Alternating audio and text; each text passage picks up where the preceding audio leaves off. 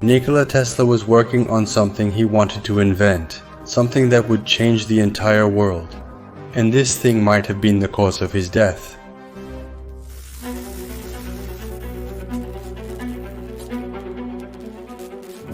Nikola Tesla was the person who, with over 900 confirmed patents during his lifetime, practically took the world on a journey through time. Most of you think you know him.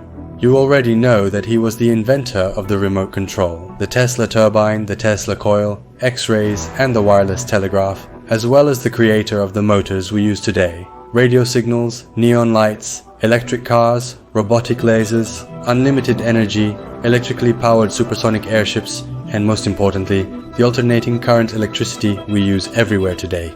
But perhaps what you don't know is that he was working on an incredible project, the so-called death ray. The year 1898. Nikola Tesla demonstrated remote control of a small boat using wireless technology in New York City's Madison Park. In the middle of an area where a circus was held, he placed a large tank and filled it with water. He placed a boat with an antenna on this small pond to let it float.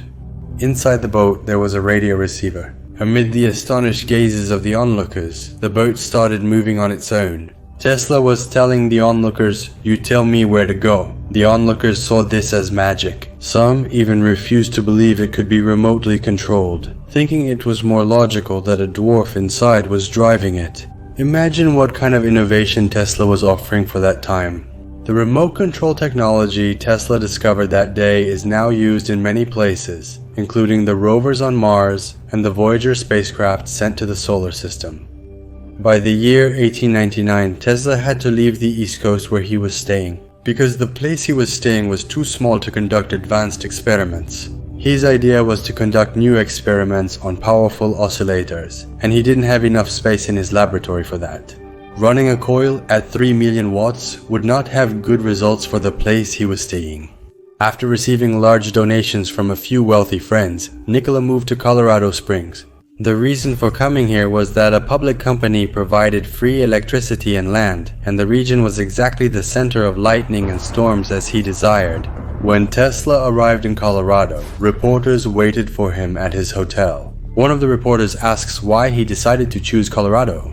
Tesla responds, "It would be best if I told you the truth." He says, "I came here to conduct an experiment related to wireless telegraphy." However, Tesla had not told the exact truth, because he was going to work on a secret experiment here in Colorado Springs. He had already set up his laboratory and everything was ready. The laboratory had the largest Tesla coil ever built. To put it simply, imagine water flowing through a hose to understand the Tesla coil. When you add a narrow nozzle to the end of the hose, the water pressure increases, but the flow density decreases compared to before. The Tesla coil similarly passes the current through a narrow tube. As the voltage exits the tubes, it increases incredibly, but the current decreases. Thus it transforms into electricity that does not harm humanity, just like it is here. In this picture, we see Tesla looking at the camera right in front of his laboratory. Before everything began.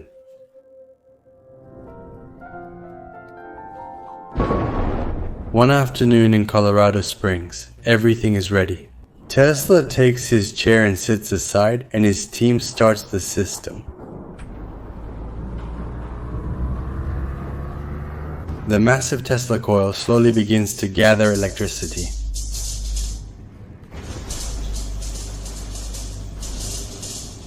Above, artificial lightning composed of millions of volts and rising to a length of 45 yards is formed. During the experiment, the electricity is cut off due to the high voltage. Moreover, a generator at a power plant 6.21 miles away has also exploded. And this leaves the entire town in darkness. In this document, you see a receipt showing that Tesla covered the repair costs. Despite all odds, Tesla triumphed. Here in this picture, we see Nikola Tesla wirelessly lighting a bulb. Also, during the experiment, Tesla's famous photograph emerges. While electrical sparks are flying, Tesla is sitting stylishly in his chair. Of course, in this photograph, the sparks emitting electricity were later added through double exposure at Tesla's request. A photograph of Tesla was taken, then another of the sparks, and they were combined into one image. After the experiment, Tesla steps outside and places this system, which has 3 lights on it, about 100 steps away from the Tesla coil. What he wanted to prove in the picture is that the lights could glow without being connected to a power source. Wireless energy was real, and it was incredible. Another incredible thing was the effects of the experiment on the people in the city. After the experiment, people walking on the street would see sparks jumping between their feet and the ground. Light bulbs located within 98 feet of the laboratory would glow even when turned off. Some people would see sparks between the horseshoes of the horses and the ground. Tesla soon discovers that the Earth has certain electrical vibrations. He concludes that this is caused by lightning striking the ground. Tesla believes that when lightning strikes the ground, it causes powerful waves that travel from one side of the Earth to the other. If we assume that lightning is constantly occurring somewhere on Earth, this shows that the Earth has an unlimited amount of power and can act as a conductor. So, free energy that can be distributed everywhere in the world without cables. After Tesla's experiment, some saw him as a genius, while others saw him as a magician. But the majority were afraid of him. We don't have exact data showing the field Tesla worked in, but these are some pictures from his laboratory in Colorado Springs. And when we combine these, we can now see the laboratory from a broader perspective. Here is Nikola Tesla's mysterious Colorado Springs laboratory.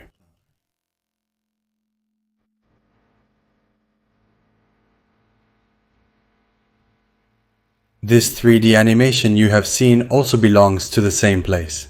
Inside the area, you can see in the 3D the system where he conducted experiments on wireless transmission of electrical power. Inside, there was also a small room for him to rest. Tesla could only stay here for 1 year, and in 1901 he was sued for unpaid bills. He was evicted from there that year. In 1904, his laboratory was demolished, and all its parts were sold because he couldn't make payments.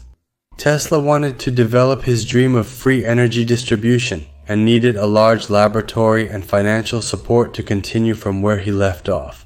He was ready to do anything for this, even sell his patents. Tesla wanted to develop his dream of free energy distribution, and needed a large laboratory and financial support to continue from where he left off.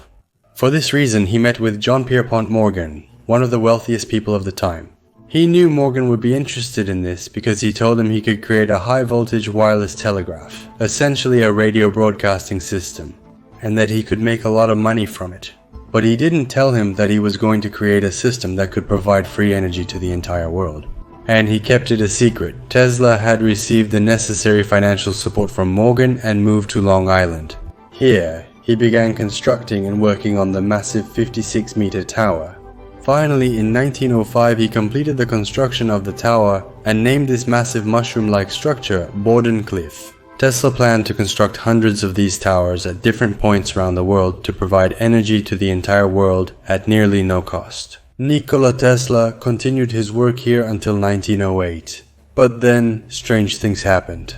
Some rumors started to spread. Tesla's new machine is just like Thor's lightning, a lightning bolt that could destroy armies. It was claimed that Tesla had built a death ray machine. What they claimed was that the electric beams emitted and directed from these towers had the power to destroy armies, and that Tesla had actually designed this. John Pierpont Morgan did not believe Tesla and thought that wireless energy transmission would bankrupt his company. Then he cut off the financial support. Tesla could not continue any longer, and the Wardenclyffe Tower was demolished. It is said that Tesla had nervous breakdowns after what happened. According to the theory, the project was cancelled under the pressure of great powers, because free energy for billions of people meant a loss of money, and they didn't want that. This invention was deliberately named the death ray. The aim was to discredit it. In fact, a newspaper even wrote this. Nikola Tesla, the wizard of electricity, possesses a device capable of killing 30,000 people instantly. Tesla couldn't complete his dream of wireless energy transmission. Some countries were greatly influenced by his invention and wanted him to actually turn it into a weapon. The death ray It is even said that the Russians and the Nazis were involved. One page of the Federal Bureau of Investigation documents that emerged after Nikola Tesla's death states that weapons wanted by Russian sympathizers for military use were secured. And Tesla's name is also mentioned in the Federal Bureau of Investigation report. What interest could the Federal Bureau have had in Tesla? Did Tesla really commit a crime? Were the things said about him a lie? Was what he actually wanted to create a death machine? And did he try to sell this device to other countries? Was Tesla stopped because of this, and perhaps even killed?